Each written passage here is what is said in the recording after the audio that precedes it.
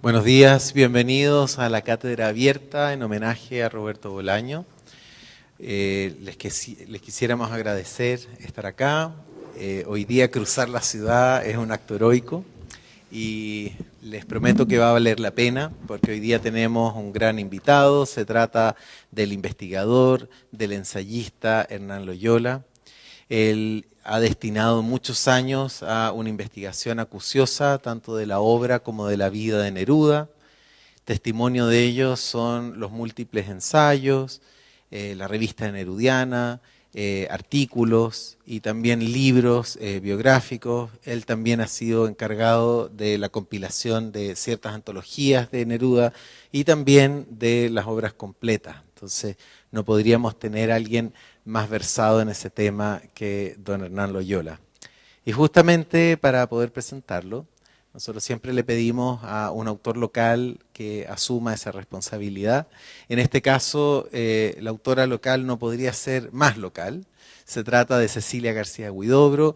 Ella es la persona que tuvo la idea de crear esta cátedra en el año 2007 y la dirige desde entonces.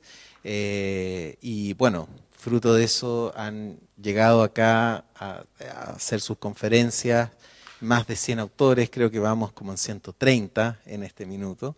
Varios de ellos están en YouTube, ustedes los pueden revisar de forma gratuita. Ella es periodista, magíster en literatura, ha pasado por diversos medios, entre ellos la revista universitaria de la Universidad Católica, la revista de libros del Diario El Mercurio, luego dirigió por muchos años, bueno, estuvo a cargo de esta facultad como decana, ahora no solamente está como directora ejecutiva de esta cátedra, sino que también es directora de la Comunidad Mujer, es también autora de diversos libros, algunos de ellos destinados a Gabriela Mistral, otros a Joaquín Edwards Bello, Carlos Morla Lynch, y últimamente ha publicado estupendos libros sobre José Donoso, como por ejemplo Artículos de incierta necesidad del año 98, Escribidor intruso del año 2004, y últimamente Diarios tempranos, Donoso in Progress, de 1950-1965, que fue considerado durante el año de su publicación como uno de los libros del año. Dejo con ustedes entonces a Cecilia García Huidobro. Gracias, Rodrigo. Gracias.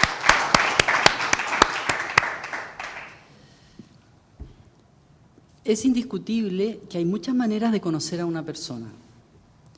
Puede ser por circunstancias sociales, es el amigo de un amigo, es profesor de la universidad, o por cuestiones familiares o motivos laborales. Incluso puede ocurrir sencillamente por casualidad.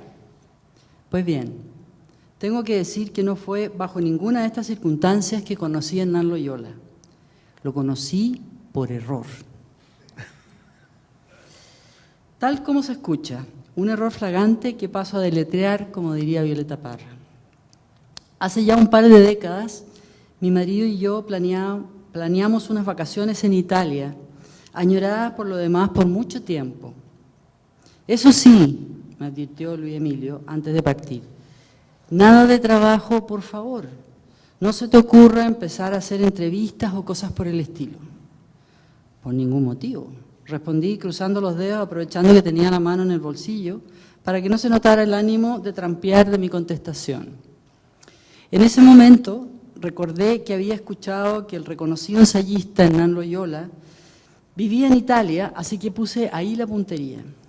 ¿Cómo perder la oportunidad de conocer al mayor nerudólogo?, me dije.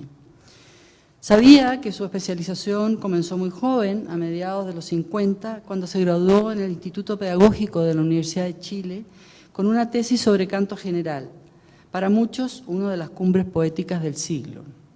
Ese fue el comienzo de una producción que no ha parado hasta hoy, con obras canónicas como Ser y morir en Pablo Neruda, Neruda, la biografía literaria, El joven Neruda, además de antologías y la edición de obras completas en 5 volúmenes de Galaxia Gutenberg. Para mayor contundencia, sumemos a ello la organización de congresos y otras publicaciones realizadas en torno al poeta. Como toda mi generación y las que vinieron después, había leído y subrayado algunos de sus trabajos, pero incluso más que su conocimiento de la vida y obra de Neruda o la sagacidad de sus estudios, Me llamaba la atención el hecho de que su amistad con el poeta no contaminara su aproximación crítica. Eso habla a las claras de que se trata de una persona disciplinada, algo que sin duda el Partido Comunista debe haber aportado algo, supuse. Claro que la trayectoria profesional de Loyola no se agota en Neruda. Sus estudios cubren un amplio espectro que va desde Hernán Cortés o Sor Juana Inés de la Cruz en la época colonial hasta escritores actuales como Vargas Llosa, Jorge Edwards, García Márquez, José Emilio Pacheco, Bolaño, a los que hay que sumar temas que dan cuenta de otras pasiones como su adición a la música, que plasmó en un ensayo fascinante sobre el jazz en Cortázar, por ejemplo. Se podría afirmar que Loyola, como un malabarista, conjugó su labor de crítico literario y periodista cultural, especialmente en el diario El Siglo, con la de profesor universitario, investigador y nerudista. Tareas que alternó de manera infatigable, volviéndose un actor relevante en la escena cultural chilena a partir de la década de los 50. Había que conocerlo, sin duda. Le escribí entonces, explicándole que viajaría a Roma y deseaba reunirme con él. La respuesta fue pronta y cordial.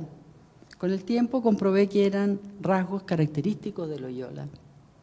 Me decía que estaría encantado de juntarse conmigo, pero que vivía en Sassari y no tenía planificado ir a Roma. Ahí comenzó el error.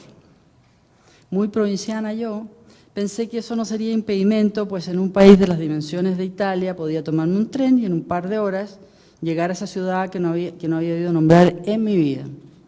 Perezosa, además, porque no se me ocurrió chequearlo en un mapa. Así que le respondí que no tenía inconveniente de ir a Sassari. De nuevo, su respuesta fue rápida, cordial y esta vez puntillosa. Otro atributo que prontamente descubriría que lo retrata bien. Me explicaba en detalle cómo llegar a su ciudad. Tenía que tomar un tren, era lo que yo había supuesto, pero hasta un puerto, Civitavecchia. Ahí tomar un barco con destino a Olbia. De preferencia en la noche, me dijo, pues la navegación dura 7 horas y media. Al desembarcar en Olbia, todo era muy fácil, continuaba Loyola. Había que dirigirse a un terminal que está cerca y ahí montarse en un autobús a Sassari.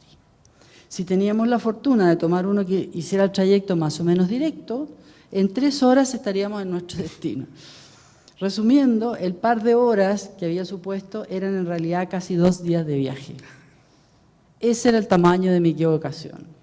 Porque Sassari está en la costa poniente de la isla de Cerdeña, todo el mundo sabe eso, menos yo, claro, y cuando lo supe era tarde para echar pie atrás. Las actividades de Hernán Loyola en la Academia Italiana habían comenzado en 1974. Era director del Instituto de Literatura Chilena de la Universidad de Chile, cargo del que fue exonerado el mismo 11 de septiembre de 1973.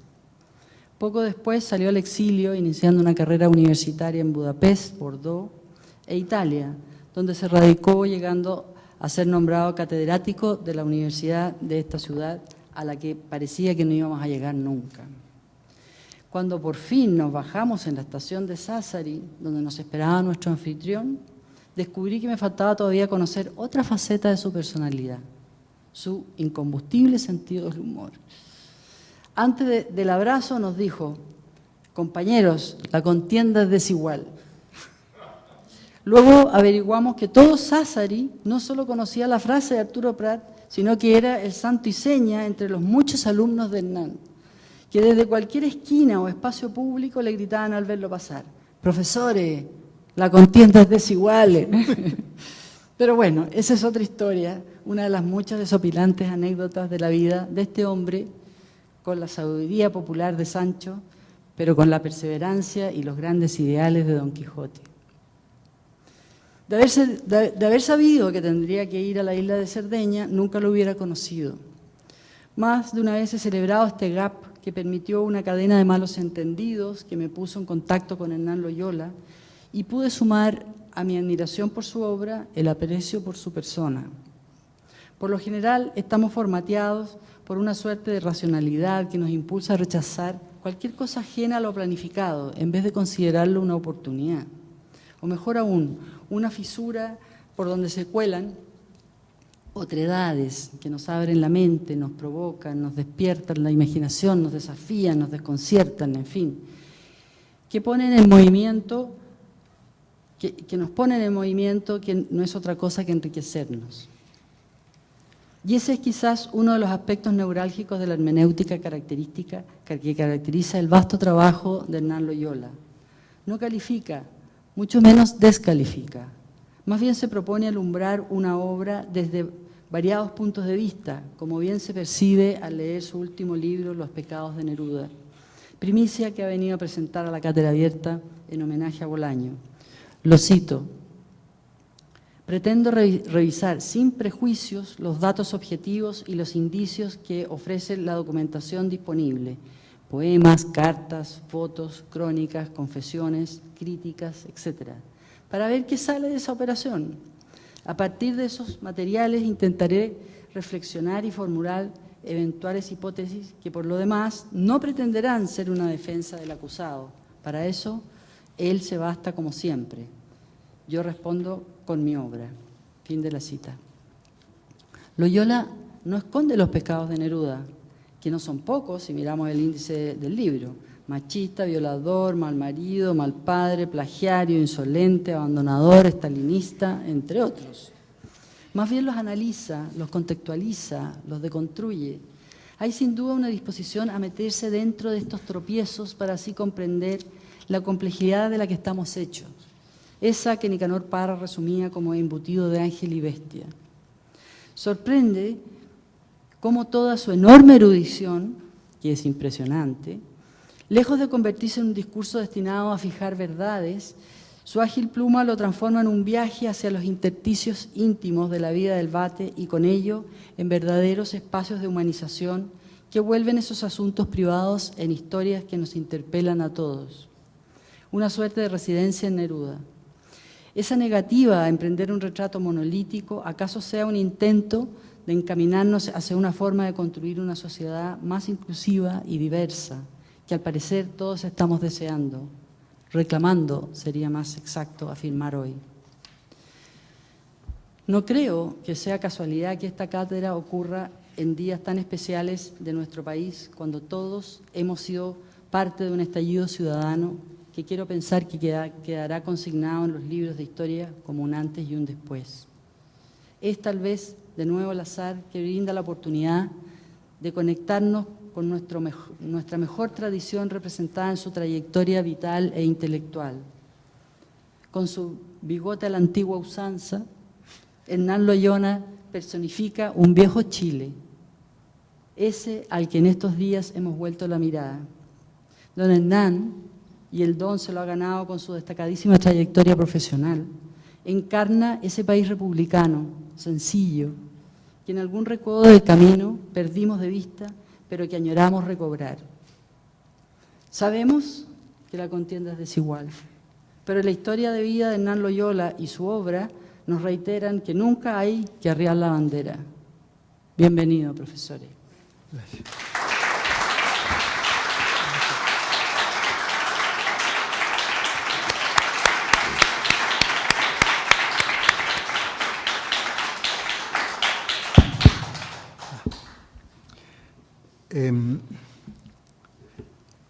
Cecilia olvida un detalle de nuestro encuentro. Ahora lo cuento yo desde mi punto de vista, ¿no? Yo de repente supe que llegaban ella y su marido. Nos habíamos cruzado así, todo es verdad lo que cuenta ella, pero con algunos detalles imprevistos. Por ejemplo, ese día yo no podía recibirlo, ¿no? Tenía una fuerte dificultad porque una de mis alumnas se casaba ese mismo día. Era un sábado, ¿no? Era un sábado, se casaba con un oficial del ejército italiano. Y me había dicho, y cuando yo le dije que no podía asistir al matrimonio, me dijo, exagerando naturalmente, yo no me caso, entonces, hasta que si usted no está, en fin. Bueno, son esas cosas de provincia que pueden suceder, ¿no? Entonces yo le expliqué que llegaban mis dos amigos, estas dos personas que yo no conocía, por eso no digo que eran amigos. Ahora, yo no podía sospechar, ¿no?, que íbamos a establecer una agente de amistad, y entonces los esperé en la estación de buses, y cuando llegaron a eso de las 10:30 de la mañana de allá, dije, saludamos, en fin, ellos llegaron con un parapresidencia, como yo nunca los había visto, ¿no? Nunca la había visto yo a ella. Sí, no me acuerdo si un libro de Neruda o el Mercurio, ya no sé cuál de las cosas. Bueno, el hecho es que los sorprendí porque lo primero que les pregunté, ¿ustedes son católicos? ¿Fueron a misa hoy día? Ella me fue un poco sorprendida, después me dijo, porque conociendo mis ideas políticas, no exactamente en esa dirección, era extraño que yo le preguntara. Entonces yo le conté esto del matrimonio y que los padres de la novia me habían dicho con toda gentileza y a la manera una gentileza un poco pacata, a la manera de los sardos, pero muy sincera, que ellos estaban invitados también al matrimonio. De manera que, si no me equivoco, fue una experiencia, espero que haya sido una experiencia de ver en su salsa un matrimonio a la sarda, ¿no? Con la misa primero, con la salida de los novios y los compañeros de regimiento, ¿no?, los otros oficiales con las espadas, en fin, y luego la recepción en un hotel de una ciudad cercana, que es una especie de pequeña Viña del Mar, un balneario muy, muy hermoso que se llama Alguero, donde estuvieron los catalanes. Y ahí entonces ella tuvo oportunidad de conocer, ellos tuvieron la oportunidad de conocer también la cocina sarda, pero las costumbres sobre todo, ¿no? Para mí fue muy grato poderlos sumergir desde las 10 de la mañana hasta creo las 10, 11 de la noche, ¿no?,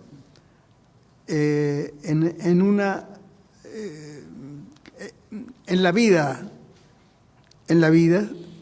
de los italianos de esta isla. Bueno, ahora yo vengo llegando, hace pocos días llegué, y durante el vuelo que me trajo desde Roma a Santiago, me vine leyendo un libro de un autor que no conocía. Se llama, el apellido es de origen húngaro, pero se trata de un autor canadiense llamado, más o menos creo que debe ser así, David Szalay. El libro se llama Turbulencia. Turbulencia se dice en castellano. Turbulencia. Creo que no está traducido, creo, todavía al castellano, según vimos con Melanie, ¿no? Pero es un libro muy interesante de relatos. Lo traigo aquí a colación porque en uno de los relatos,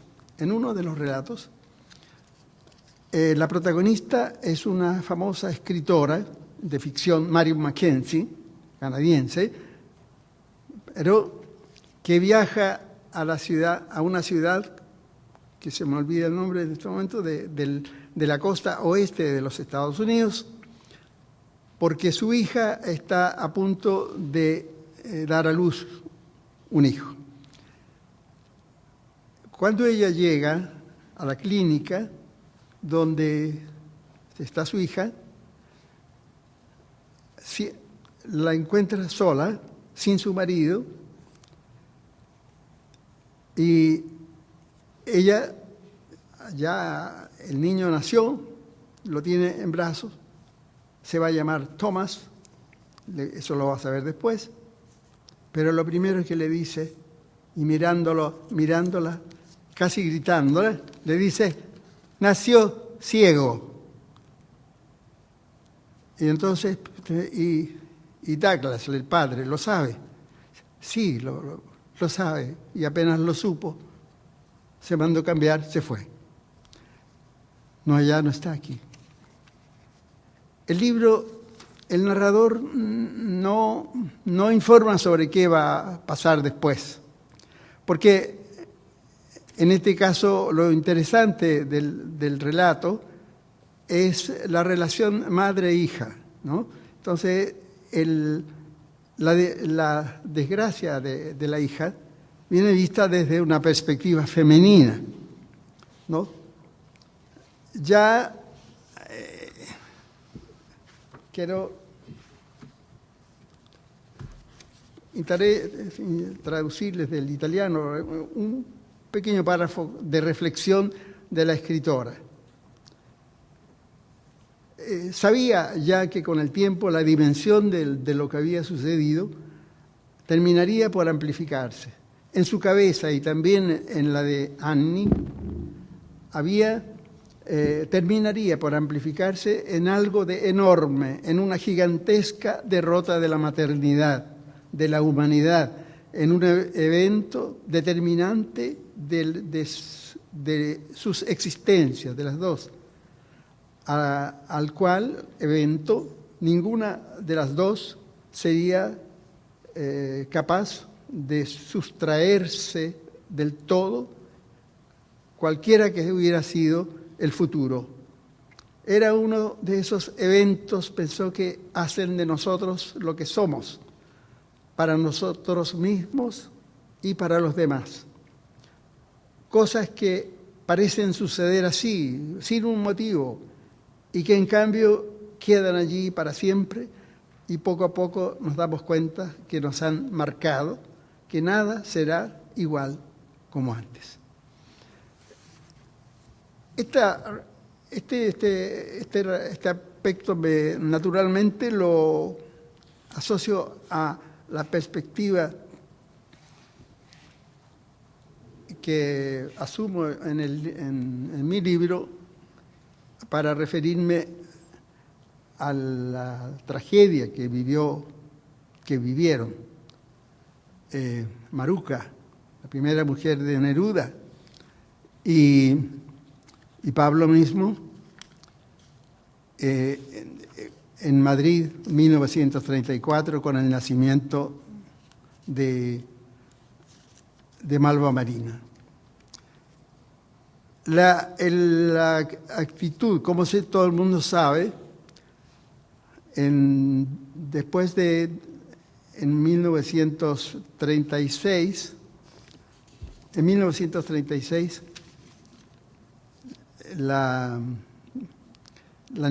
Neruda y su familia, durante ya habiendo comenzado la guerra civil española, se van a trasladar. Neruda hace que Maruca y la niña se trasladen a Barcelona y después a Marsella, donde el consulado chileno se va a establecer por un tiempo. De allí, Neruda acompaña a Maruca hasta Montecarlo, donde vive un amigo que fue un holandés que había sido padrino de bodas en Java, en Batavia, y la niña queda ahí, y desde entonces prácticamente ya no la verá muy pocas veces. Y todo esto ha generado por supuesto, la condena, una de las acusaciones a las cuales me remito en el libro. El pecado del poeta es el pecado del... Esta situación la trato en varios capítulos, al menos en 3. El poeta mal marido, el poeta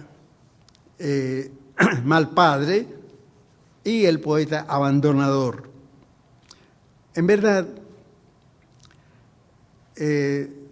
lo que quise decir al referirme, al traer a colación este libro de Szalay, fue el tratar de ver, tratar de invitar al lector que no lo haya hecho ya a situarse, a comprender el comportamiento de Neruda, aunque él no dio nunca una explicación.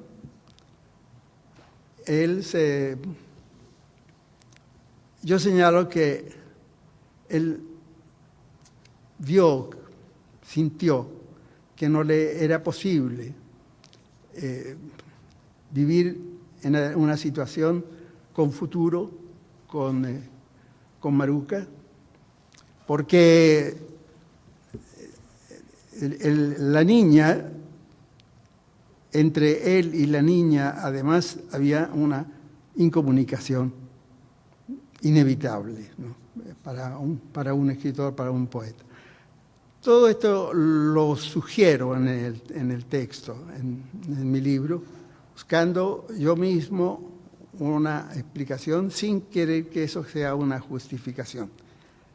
Pero lo que quiero decir es que Neruda no abandonó a su hija, sino que simplemente se separó de su mujer, que es otra cosa.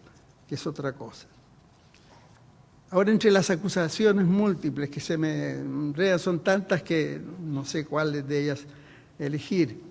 Recuerdo una de un autor un nerudiano muy importante, que es David Chidlovsky. Escribe que Neruda habría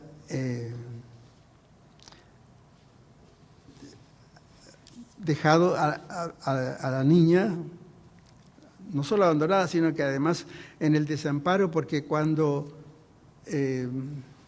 Maruca llega a La Haya en 1937, llega en el desamparo, sin trabajo, sin posibilidad.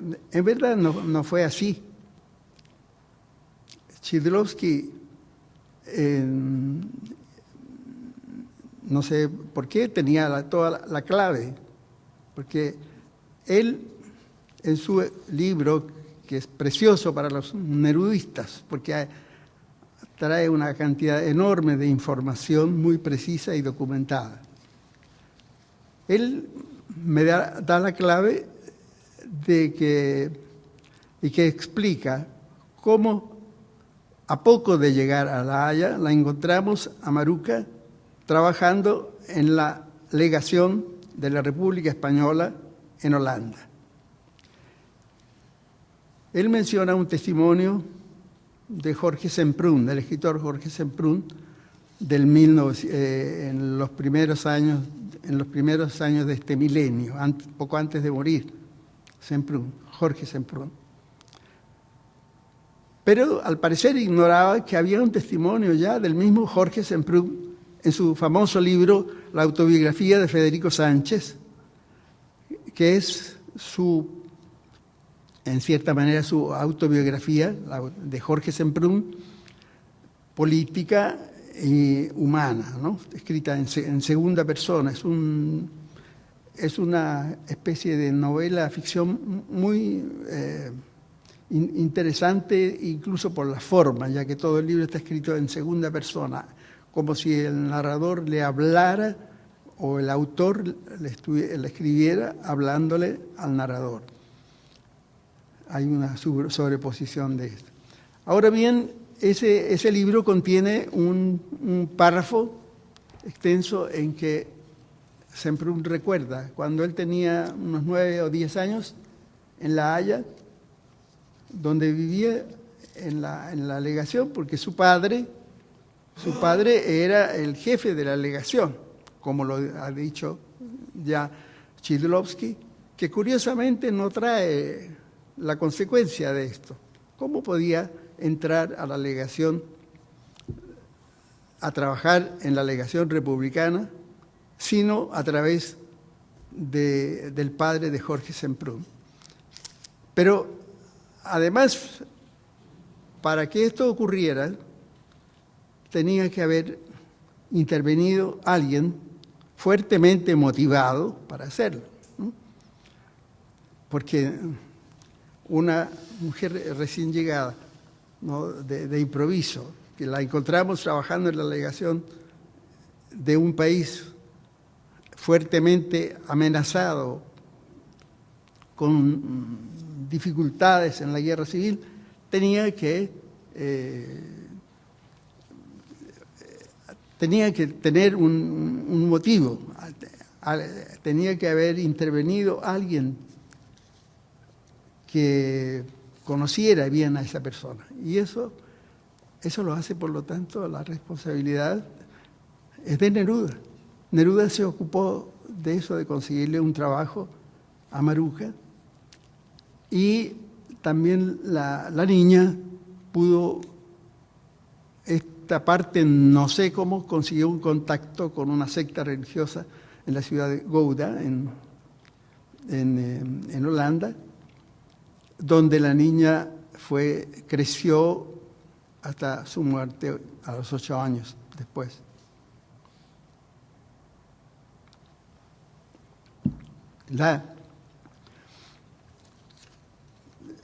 La historia de la hija de Neruda no presenta ningún enigma, ¿sí?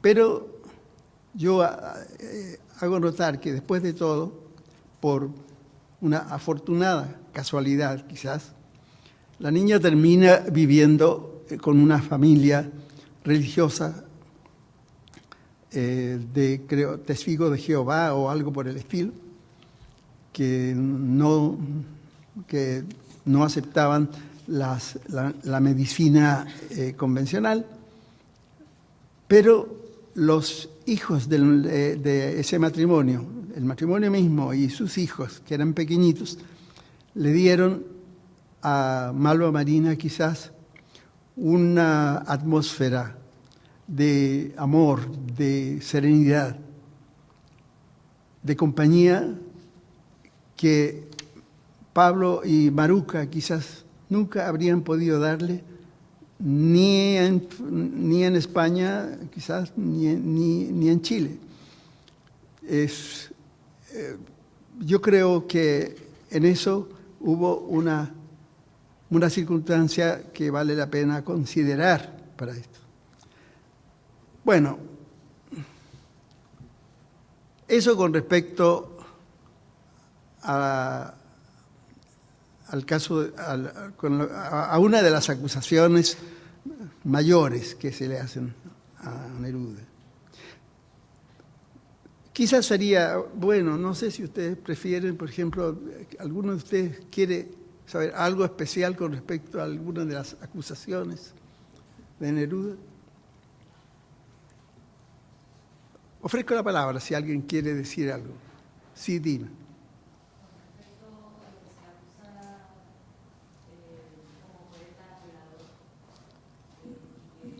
No te oigo bien. Violación, el capítulo de la violación. Ah, el capítulo de la violación. Sí. Y que se le relaciona, ¿ahí se escucha? Y que se le relaciona con que en ese poema que sale, me gusta cuando callas porque estás como ausente, es la descripción de una violación que cómo lo toma usted y cuál es su interpretación o tal vez su descripción de los hechos. Muy bien.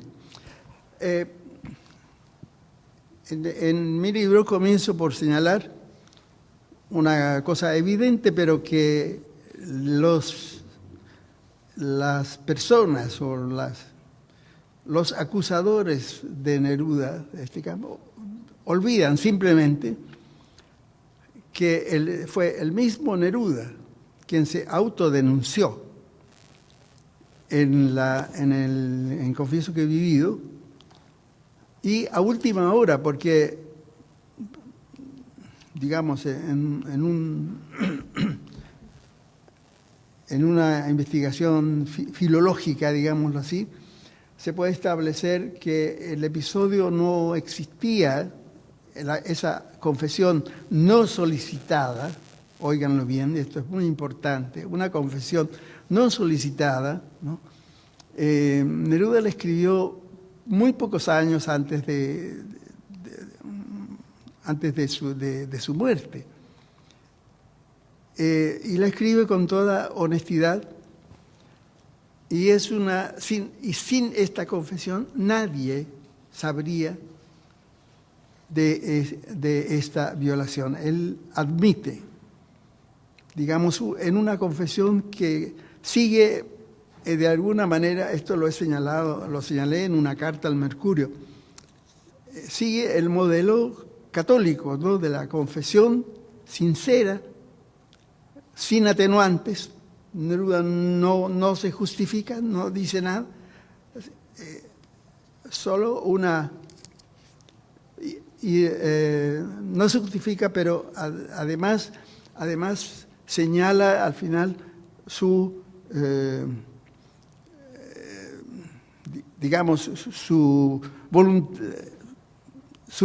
una declaración de corrección, de corregir de alguna manera el abuso que había cometido cuando tenía 25 años en la isla de Ceilán. Entonces, si no hubiera sido por esa confesión, sin atenuantes, nadie habría sabido de este caso. Entonces, yo tengo la impresión es que Neruda lo hace deliberadamente porque quiere de alguna manera poner en práctica ese afán de corregir, y lo único que puede hacer en ese momento, una cosa que era parte de su comportamiento político incluso, era rescatar la figura de la mujer tamil a la cual había violado, de la cual había abusado. Señala que se desprecia, él manifiesta que la mujer que no se resistió, pero tampoco cooperó a tener un acto sexual con él, sino que su actitud fue estatuaria, ¿sí?, de inmovilidad absoluta, y de ceguera, lo cual dice textualmente, tenía razón al despreciarme. La experiencia no se repitió. El arrepentimiento y a la vez la decisión de no repetir esa experiencia son explícitas en el texto. Pero además de eso, hay, repito, ese rescate de la mujer, rescate de una mujer que, siendo paria, una mujer perteneciente a la etnia tamil, que en la isla de Ceilán se concentraban en ese tiempo en la parte norte, donde vivían, había una especie de, no sé si existe todavía, una zona ocupada mayoritariamente por individuos de esa etnia. En Colombo, en cambio, era un personaje sin existencia, no existía, ¿no? Ahora bien, Neruda trata de hacer existir a esa muchacha. Entonces, una buena parte del texto, de ese texto de confesión, está dedicado a la exaltación de esa mujer.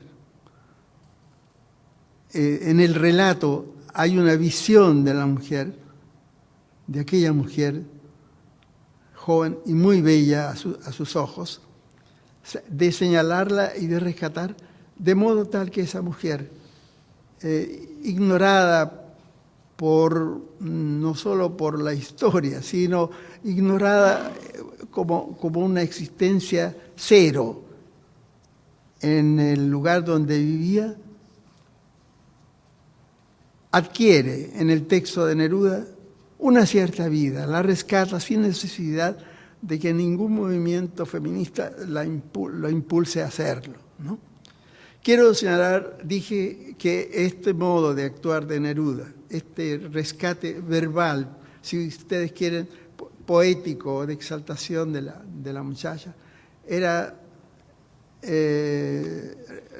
un caso particular de un comportamiento que Neruda, por ejemplo, manifestó mientras fue senador de la República. No sé si ustedes saben que en una de las sesiones en que el presidente del Senado le dio la palabra, Neruda dedicó todo el tiempo que tuvo a disposición a nombrar a las víctimas, a los presos en Pisagua en ese tiempo, ¿no? Estamos hablando del gobierno del presidente González Videla. Y se dedicó a nombrar, y como se le terminó el tiempo, siguió después, en la sesión sucesiva, siguió simplemente nombrando uno a uno a los trabajadores que habían sido o condenados o asesinados o que estaban todavía presos, víctimas del régimen, de la violencia del régimen contra los trabajadores y de su traición. Ahora, en ese nombrar, Neruda no nombra a la bella Tamil porque nunca supo, no pudo hablar con ella porque no había ninguna lengua en la cual pudieran comunicarse. Pero de esta manera yo asocio este comportamiento de Neruda en ese texto, esta actitud, la confesión misma, la asocio también a este otro episodio de la vida de Neruda. No sé si me expliqué. ¿Bien? Sigue. Ahora, por favor, sí, todavía tenemos tiempo. ¿Estamos? No, tenemos un poco de tiempo. Ya, entonces, en realidad esta pregunta me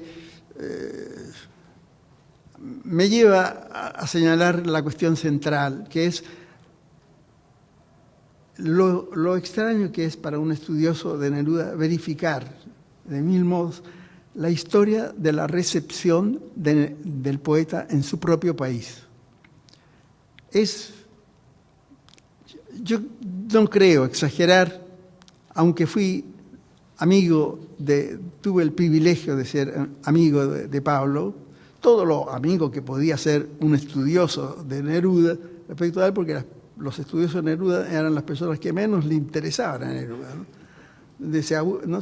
Le aburría, porque desde Amado, y no hablo solo de mí, sino de Amado Alonso, qué sé yo, le gustaban las personas vivaces que tenían, pero naturalmente apreciaba y tuve el privilegio también de pasar a esas semanas enteras, pero e incluso me llamaba por teléfono, invitando.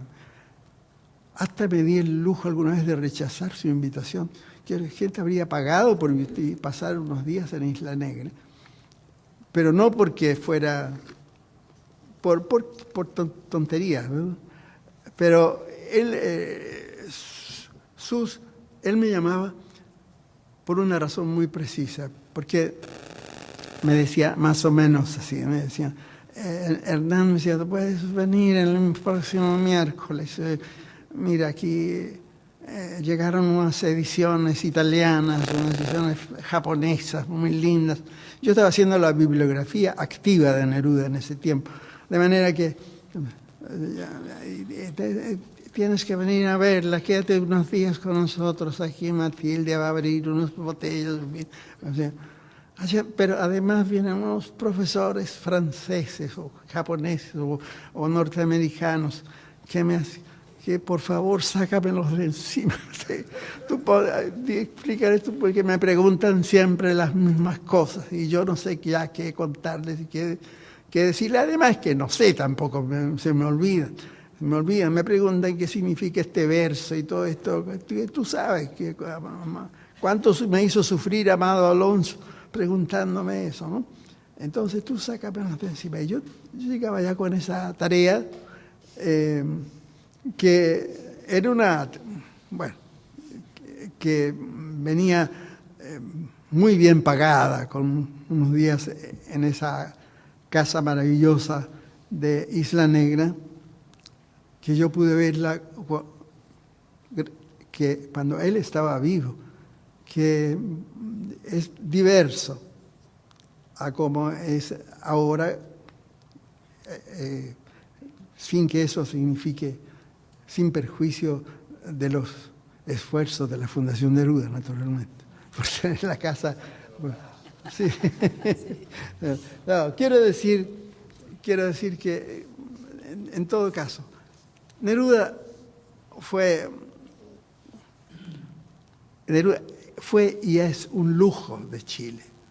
Doy mi opinión, ¿no? Eso lo fui aprendiendo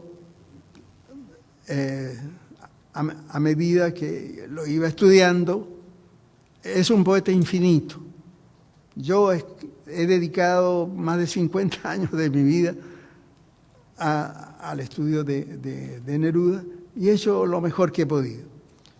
No soy yo quien debe juzgar lo que he hecho. Lo que sí quiero decir que no solo no me arrepiento, sino que lamento no tener una vida, yo también infinita, ¿no? Para explorar tantas cosas, entre ellas las que tienen que ver con estas acusaciones,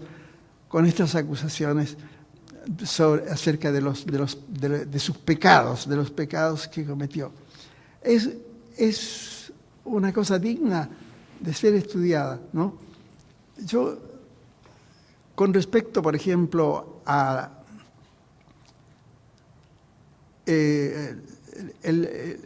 ustedes saben que existe un proyecto que creo que existe todavía, pero está paralizado de cuanto me resulta, de rebautizar el aeropuerto de Santiago y ponerle Aeropuerto Pablo Neruda. Y eso, y créanme, en más de una ocasión, cuando yo lo cuento en Italia, que existe un fuerte movimiento de oposición a este nombre. Hay incluso gente que me ha dicho, pero entonces el aeropuerto de Santiago no se llama Pablo Neruda, lo dan por descontado. Y yo, porque cuando yo llego a Roma y el avión está descendiendo, no deja nunca de impresionarme, lo he contado alguna vez, el sentir que el comandante dice, estamos por aterrizar en el aeropuerto Leonardo da Vinci de Roma Fiumicino. Yo diría, ¿será posible? Yo que soy un italiano de adopción, me siento orgulloso, de todas maneras, mi parte italiana se enorgullece. Pero es posible que los chilenos no comprendan que más allá de las ideas políticas o religiosas o las que hubieran sido, si se tratara, les juro que si se tratara, por ejemplo, del padre Hurtado, por decir un nombre importante en la historia del país, yo digo, claro, pongamos el padre Hurtado o Gabriela Mistral también. Pero a Gabriela Mistral se le ponía, porque ahora ya no, porque ella también es pecadora. La descubrieron, los que tanto la exaltaban, descubrieron que era pecadora, como Neruda, ¿no? Entonces no saben a quién acudir, porque tal vez Huidobro no les alcanza, una cosa así. Bueno, entonces, poner el nombre de Neruda es en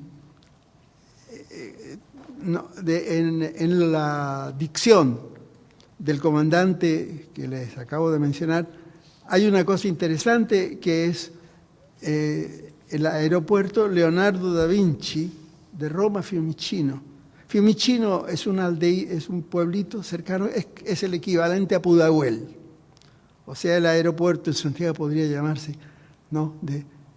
Estamos por aterrizar, señores pasajeros, en el aeropuerto Pablo Neruda de Santiago Pudahuel.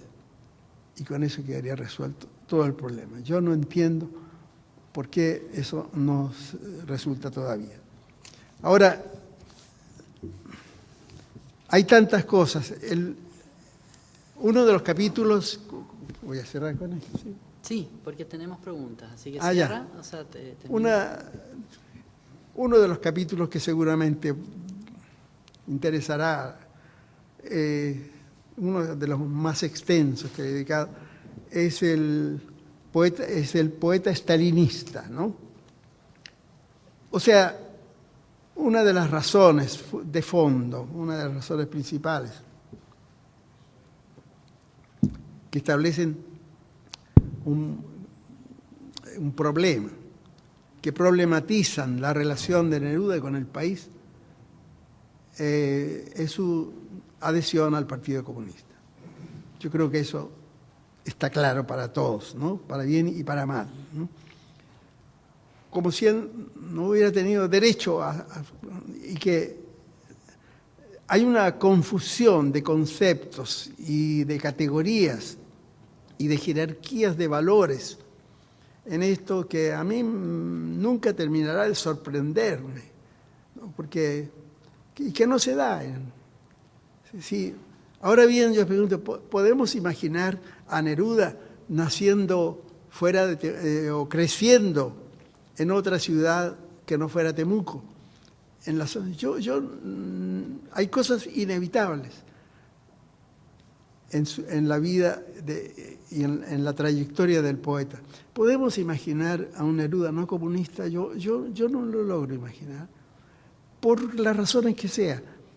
Y eso no tiene que ver con la bondad o maldad de la concepción marxista, leninista, comunista de la vida, en la cual, por lo demás, contrariamente a lo que sugiere Jorge Edwards y otros amigos, en la cual yo soy, porque lo he conocido y porque Neruda era muy honesto,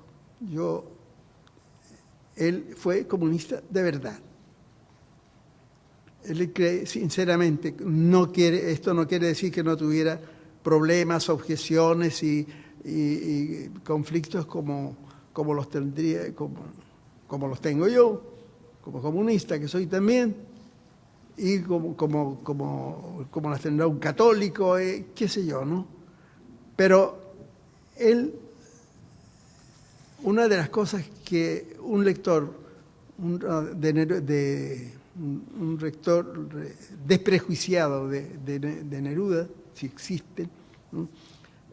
Apreciará es el hecho justamente de que Neruda nunca desmiente su posición política, ¿no? La puede discutir en cuanto personaje, como en el caso de Stalin, ¿no? Pero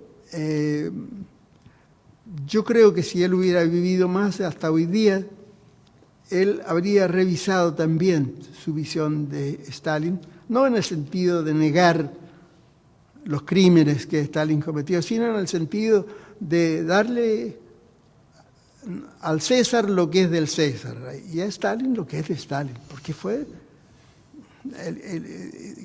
Stalin fue victorioso, ganó la Segunda Guerra Mundial, lo que no es poco, ¿no?, para el destino de la humanidad. Bueno, entonces, en mi capítulo dedicado al Neruda stalinista, en realidad es un poco una historia de la formación política de Neruda, de cómo pasó desde ser primero un anarquista y su modificación, que yo creo que empezó a cambiar durante sus años, durante el año y medio que vivió en Ceilán, donde conoció a tres anglosajones, dos de ellos ceilaneses, uno un activista cultural muy importante, Lionel Wendt, pues un pintor que se llama George Keith, y un funcionario inglés, un arquitecto después, que se llama Andrew Boyd, que él era comunista. De Keith no sé, pero Boyd y Wendt eran comunistas. Boyd era inglés. Wendt y Keith eran ceilaneses. Pero los tres eran de izquierda marxista. Al menos no lo puedo asegurar finalmente con respecto al pintor Keith, pero seguramente un autor, Michael Ondaatje, el autor del Paciente Inglés, narra que cómo Neruda los conoció en la casa de su tía Peggy, la tía Peggy, lo narra en uno de sus libros, donde llegó Neruda, que canturreaba siempre, dice. Bueno, el hecho es que desde que González Vera, un hecho que González Vera narra cuando conoció a este muchachito del liceo de Temuco, que aún no cumplía 16 años, ¿no?, con un libro de un famoso anarquista, Jean Grave, de esa época, hasta Delia del Carril, en 1934, quien jugó un papel muy importante en la trayectoria y en las decisiones, en la decisión política de Neruda, que a mi entender se estabiliza a partir de 1935 durante el Congreso de Escritores Antifascistas en París, cuando Neruda conoce a los comunistas franceses y en particular a Aragón. Va a conocer después a otros, pero Aragón, el año 37, en la primera mitad del 37, Neruda en Francia, fuera del servicio diplomático de Chile, ¿no?, sin un centavo, pero de todas maneras cumpliendo heroicamente, verdaderamente, de modo casi heroico, con sus responsabilidades, enviándole mesadas dinero a Maruca y a Malva Marina. En ese congreso del 35, Neruda va a decidir no el ingreso al partido, sino a partir de entonces Neruda sitúa su poesía, su quehacer, lo que a él le interesa en el área de acción de los comunistas. Todo el mundo sabe, a lo mejor fue un acuerdo con el partido, de que su ingreso oficial al partido fue 10 años después, en 1945, cuando por primera vez tomó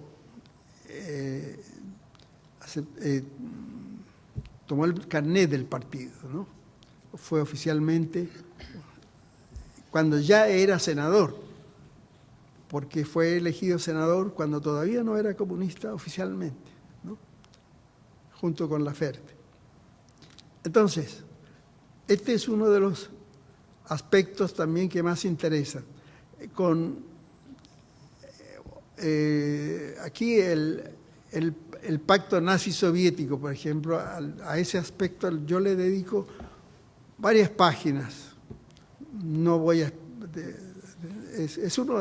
porque es una de las acusaciones más violentas que se hacen contra Neruda.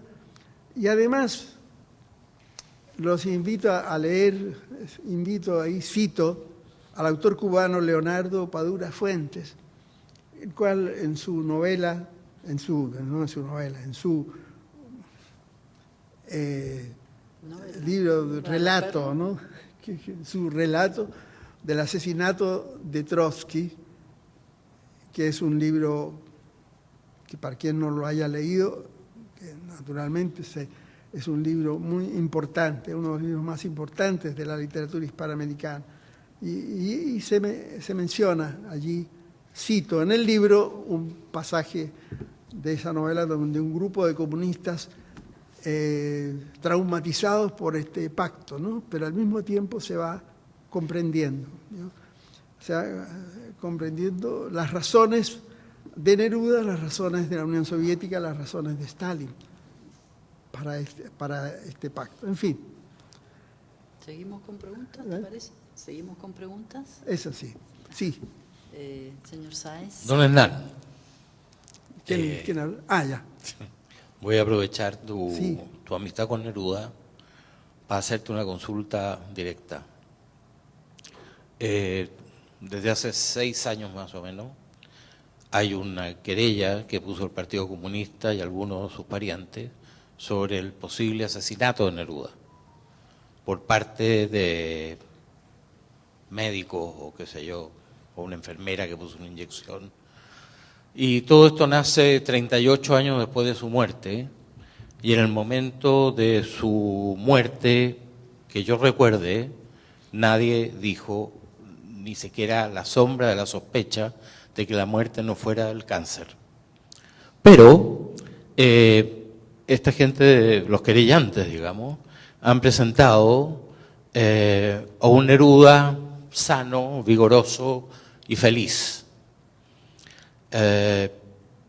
Asunto que por todos los testimonios que hay es imposible de creer. Además de que han traído esta cantidad de investigadores y se ha hecho un caudal enorme de científicos, etcétera, etcétera, para descubrir algo que les dé la pauta, y volviendo a decir que esto fue lo que dijo el chofer supuesto de Neruda 38 años después de su muerte. Yo sé que tú estuviste con él los últimos días. ¿Cuál es tu impresión de la salud de Neruda en esos momentos? Bueno, estaba naturalmente muy mal la última vez que lo vi, porque no lo vi, pude verlo solamente cuando estaba reposando en la clínica, no pude conversar con él, pero el hecho, se sabía que el golpe de Estado tuvo consecuencias personales para él muy importantes porque le impidió seguir el plan de cura, de la atención médica, porque él decía siempre, él me hablaba de que tenía no él, Matilde después me contó, porque la noche del velorio, que tuve el triste privilegio de ser una de las 8 personas que con Matilde velamos a Neruda. ¿Podría hacer el esfuerzo de acercarte? ¿Así? Más cerca. Sí. La noche del velorio conversamos mucho con Matilde, ella a un lado, yo al otro del ataúd con el cadáver de Pablo, y me contó algunos detalles y entre ellos este hecho de que no pudo seguir el plan de curación que seguía en Valparaíso, donde seguía no sé cómo se dice, tratamiento de cobalto, con cobalto, ¿no? Entonces quimioterapia. La quimioterapia. Quimioterapia, ya. La quimioterapia, sí. Entonces, estaba cada vez más mal. La verdad es que yo no excluyo, después de saber lo que pasó con el presidente Frei, no excluyo la posibilidad de que el régimen lo haya asesinado, pero le hayan puesto la famosa inyección. Pero, porque eso creo que está demostrado, ¿no? Si no me equivoco. Tampoco está sancionado el hecho de que el régimen de Pinochet haya asesinado al presidente Frei. Sí. Ah, al presidente Frei. Sí. Entonces, solo por eso, no lo excluyo, porque si fueron capaces de eso, podrían ser capaces también de esto otro, ¿no? Pero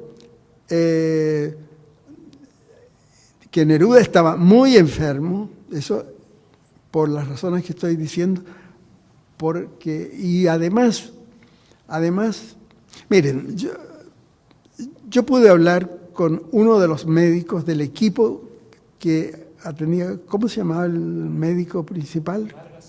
Vargas Salazar, ¿no? Uno de sus ayudantes, que era un joven médico, un día que pude hablar con él y le pregunté, dime derechamente, eso fue antes del golpe, ¿no? Antes del golpe le pregunté qué perspectiva de vida le veía a Pablo. Entonces, mira, me dijo, él coopera muy tanto y tiene tantas ganas de vivir, que yo creo que lo principal, más que la quimioterapia, más que todo lo que nosotros hacemos, es su voluntad de vivir. Yo creo que podría perfectamente vivir unos 5 años más.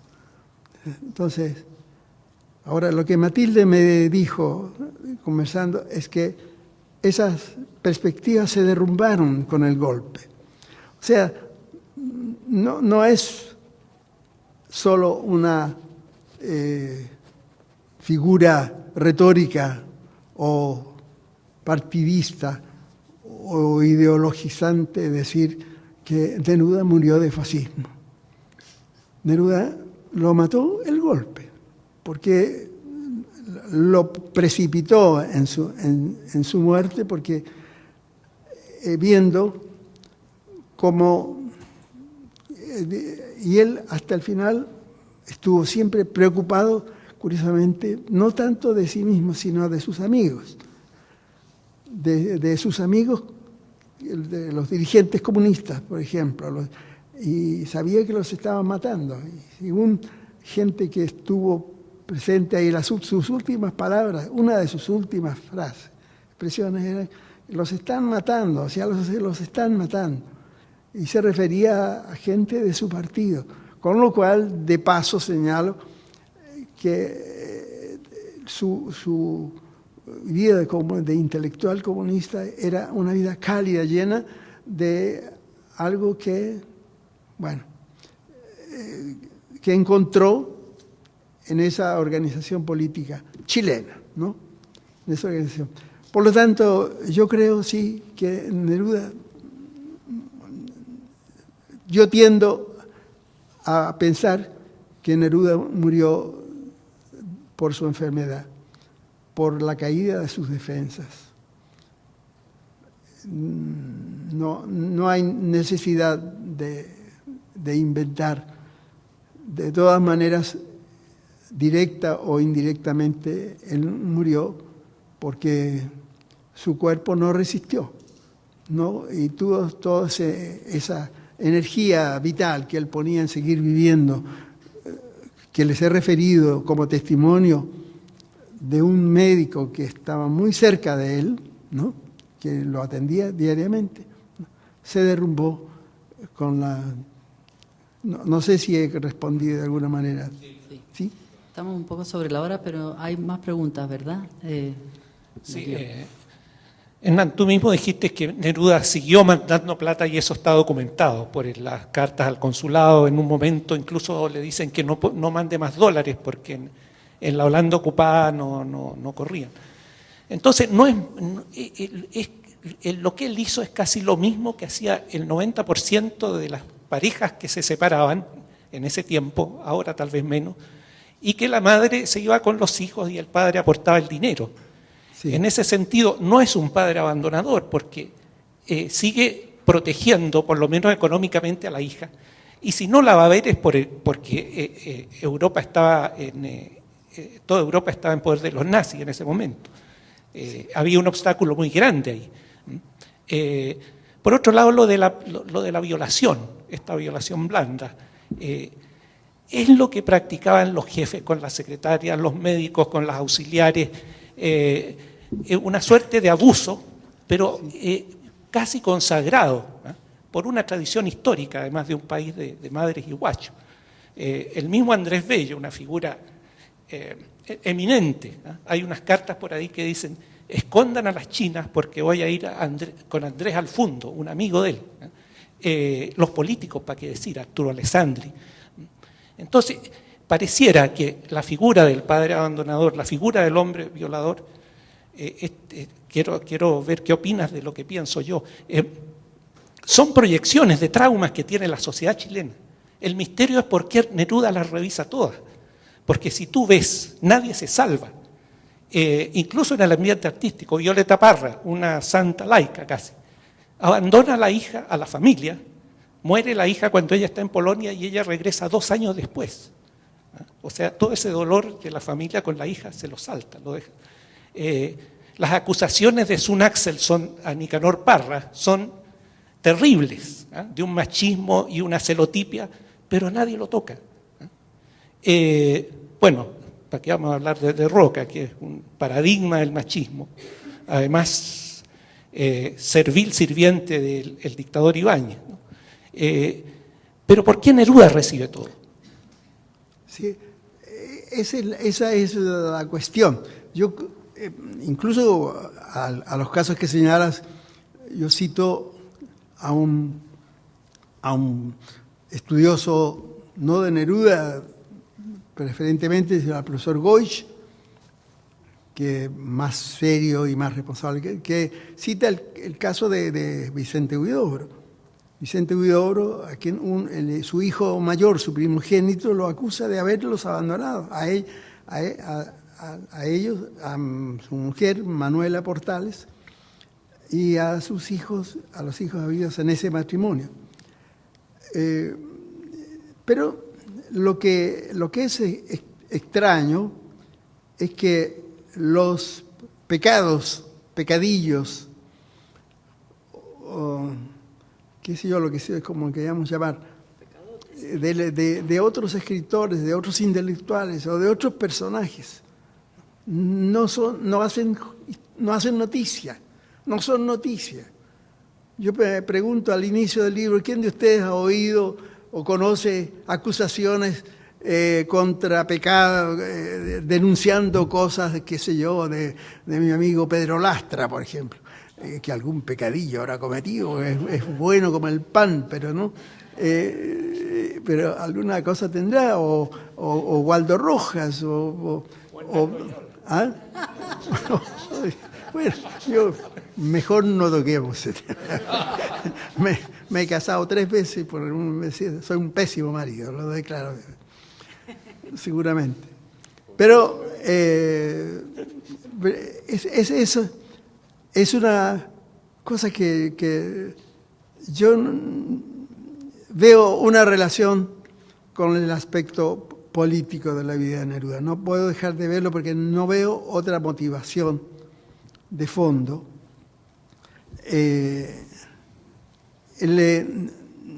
Las acusaciones.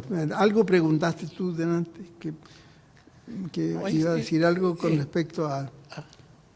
No, es sobre si no será un trauma, son traumas chilenos. Ahora, todos estos pecados de los intelectuales, de los poetas que no quitan, claro, sí, pero no quitan en nada el valor artístico de Nicanor, de Violeta, pero en Neruda parece disminuir toda, o sea, estos pecados anulan no solo el valor, la grandeza de la poesía de Neruda, sino la grandeza de su vida, por ejemplo, todo lo del Winnipeg. ¿Lo de qué? Lo del Winnipeg. Lo del Winnipeg. Sí. No, es decir, lo ponen en una balanza esta violación y todo lo que ha hecho Neruda como queda sin valor frente a esto. O sea, es una desvalorización integral a partir de estos pecados que quién no los tiene. O sea, ahí subyace una especie de expectativa de pureza total, ¿no? De que si el hombre no tiene una pureza angelical, haga lo que haga, es condenable, ¿no? Yo comienzo el libro citando a Adriana Valdés, quien señala esto, así que si no tenemos esto en cuenta, dice, tendríamos que prescindir de gente como Céline, dice Lope de Vega, Verlaine, Sartre, Rimbaud, Oscar Wilde, Baudelaire, Rousseau, Nietzsche, Heidegger. Eso es lo que se le ocurrieron a ella de pasada en una entrevista, ¿no? El señor Nachá quería hacer una pregunta. Álvaro, sí. Sí, estamos ya más o menos Sí, no, en el tiempo. breve, no. Me acordé de dos cosas. Uno, o sea, yo creo que contestando un poco lo que planteaba Darío, se le achaca a Neruda porque Neruda tuvo éxito mientras los otros fracasaron. O sea, de Roca murió suicidado, Huidobro murió en Cartagena, Mistral murió fuera de Chile. Entonces, en general, fue muy fácil leer a Neruda como esa encarnación del que triunfa a pesar de eso.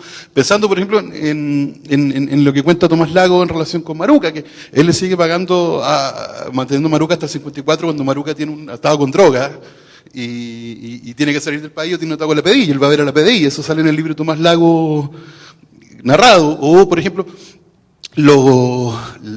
y aquí cito a Chiflowski, o sea, lo que dice Neruda cuando muere de Roca, dice 2 mentiras en 2 cables internacionales, diciendo que se había arreglado.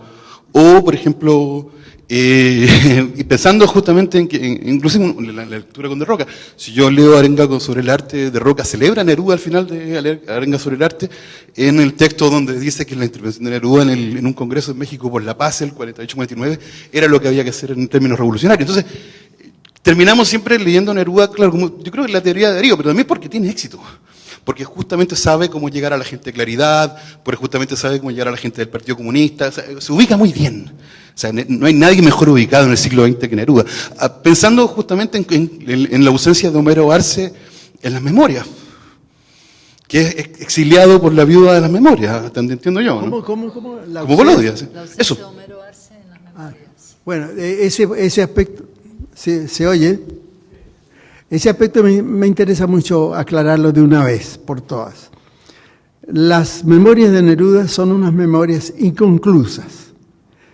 Yo las coloqué, por esta razón, yo las puse, al editar las obras completas de Neruda, yo las puse en el volumen quinto, es decir, en la Nerudiana dispersa, de lo cual me arrepiento un poco, debo decir. Me arrepiento de haberlo hecho, pero la explicación es esta, que Neruda mismo, a mí personalmente, me dijo, yo los originales de los poemas los voy a entregar en mayo del año 74, porque quiero que aparezcan en julio, ¿no? Para mí, cuando cumplía 70 años. 70 años, los 70 años que no alcanzó a cumplir. Entonces, falta mucha gente, falta Bolodia, falto yo mismo, porque sin ir más lejos, ¿no? Una palabrita, digamos, de alguna cita. No habría sido además. Pero es que todavía le sigan culpabilizando a Neruda porque falta tal o cual persona que no fue suficiente amigo de tal. Francamente son... ¿Y fueron purgadas también? ¿Ah? ¿Fueron purgadas, crees tú? O sea, ¿hubo después una intervención antes de su publicación? con algún criterio. Yo lo ignoro, debo decir que eso lo ignoro. No lo excluyo tampoco porque Matilde tenía amarrado al dedo algunos personajes, Tomás Lago, por ejemplo, ¿no? Pero que aunque se habían alejado a raíz de la toma de posición, ese es otro aspecto muy curioso también, ¿no? Que con respecto a Neruda, los amigos, a la gente que conocía, tomaban posición con respecto a las mujeres de Neruda, si estaba bien una o si estaba bien la otra. Eso es un aspecto muy provinciano del país, ¿no? Y desgraciadamente ahí Tomás Lago, yo creo que ahí también influyó más bien la mujer de Tomás Lago, yo creo, ¿eh? La Delia Solimán se llama, que era muy amiga de Delia y no tenía un carácter, también era una mujer muy hermosa y tenía su carácter, había seguramente chocado alguna vez con el carácter de Matilde, que no era pobre, que también era fuerte, una mujer fuerte. Sí. Entonces, sí, diga. Perdón, pero estamos, así que muy breve, estamos en la hora, hay que cortar. ¿No? ¿Quién era? Sí, alguien me pareció ¿No? que alguien levantó la mano para preguntar algo. Bueno, Ok. Yo creo que omití decir que realmente este libro es absolutamente fascinante en su lectura. Es una especie de novela policial que fluye de una manera muy, muy atractiva, así que se los recomiendo muy especialmente. Es una suerte de viaje. Creo que dije algo así como residencia en Neruda y fui muy creativa cuando uno se apropia de esa es la típica de los periodistas, pero en verdad les recomiendo mucho este libro. Por favor, un aplauso para don Hernán.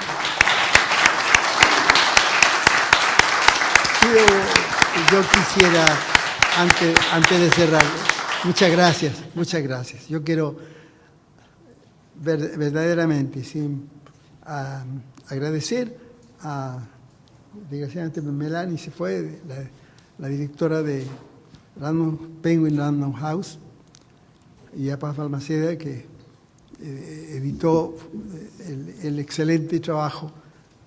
Verdaderamente creo, mi juicio, estoy muy orgulloso porque quedó muy bonito. Quedó muy bonito y espero que les guste a ustedes también. Gracias por haber venido.